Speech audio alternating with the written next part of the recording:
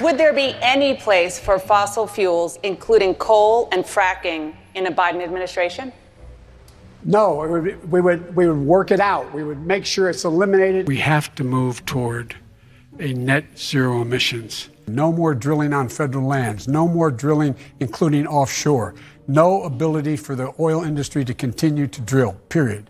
Ends. Under my plan of a cap and trade system, electricity rates would necessarily skyrocket. I think it's critically important that we immediately, on day one, get back in the Paris Agreement. And I think it's critically important on day one that we end any fossil fuel leases on public lands. We're going to end fossil fuel. We are going to get rid of fossil fuels. The picture of Joe Biden, and they place it next to the high dollar signs, and underneath it says, "I did that." I take off five or six a day. My guess is you'll start to see gas prices come down as we get by and going into the into next year in 2022. Another day, another record for gasoline. What is the Granholm plan to increase oil production in America?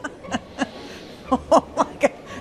That is hilarious. It's simply not true that my administration or policies are holding back domestic energy production. Because I'm capping greenhouse gases, coal-powered plants, natural gas, you name it, whatever the plants were, whatever the industry was, they would have to retrofit their operations. That will cost money. They will pass that money on to consumers. Gas prices have hit a record high again today.